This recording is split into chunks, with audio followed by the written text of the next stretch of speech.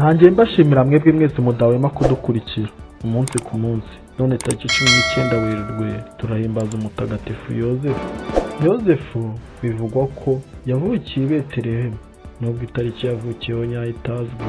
Yubahwa nka se wo ku isi wa Yezu Kristo n'umugabo wa Bikira Mariya, kandi agafatwa nk'intangarugero mu bagabo bose. Bishobora guhita wibaza, ese imibereho ya mutagatifu Yozefu ni iyihe? Ubwitagatifuze bwe ni ubuhe? Ese ni iki ngo z'iki gihe zishobora kuba zamwigiraho cyangwa abagabo muri rusange? Reka ngaruke mu kanya gato turebera hamwe bimwe mu byaranze mutagatifu Yozefu n'ubwitagatifuze bwe, muri kumwe na Dusenge Gilbert. Naho mu kanya.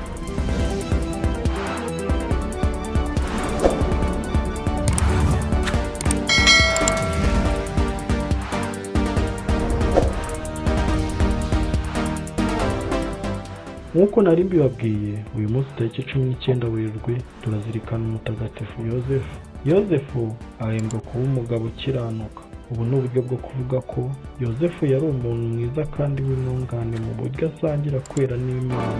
Byongeye kandi Yozefu aduha urugero rw'uburyo bwo kubaha uwo mwashakanye.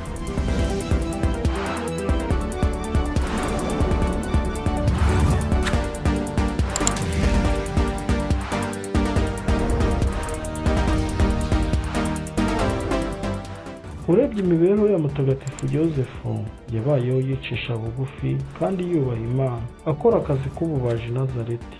Mutagatifu Yozefu yashyizwe mu gitabo cy'abatagatifu na Papa Leo wa 13 mu mwaka w'1893, kandi yubahwa kubera kumvira Imana n'uruhare yagize mu muryango mutagatifu.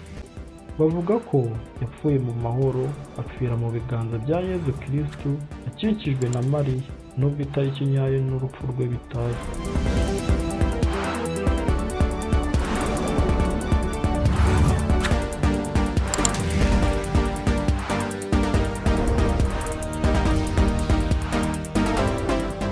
Mutagatifu Yozefu yubahwa iminsi mikuru mu mwaka wa liturujia.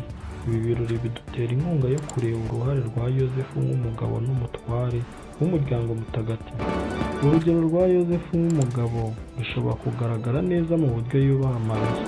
Yatahuye ko Imana ifite umugambi wihariye ku mugore we n'umuhungu we, kandi Yozefu yakoze ibishoboka byose kugira ngo afashe iyi gahunda kuba impamo.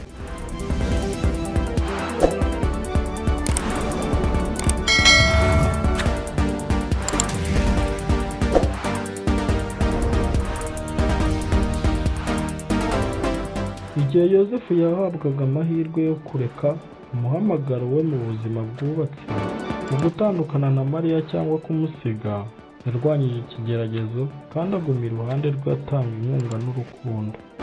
Umunsi mukuru wa mutagatifu Yozefu umugabo wa Mariya wizihijwe guhera mu kinyejana cya 10 kandi wahawe icyubahiro mpuzamahanga kuva mu mwaka w'1870. Mutagatifu Yozefu ni umurinzi w'abakozi n'ababaji. Mutagatifu Yozefu udusabire. Mwari kumwe na Dusenge Gilbert. Nyuma no kwifuriza umunsi mwiza mwebwe mwese mwitwa ba Yozefu. Bifurije kugira umunsi mwiza w'abazina mutagatifu. Kandi namwe mwubatse muri iki gihe, amahoro y'Imana akomeza abane namwe, kandi namwe mwese muzirikana mutagatifu Yozefu. Bifurije kugira umunsi mwiza. Amahoro y'Imana akomeza abane namwe. Nawe ubutaha.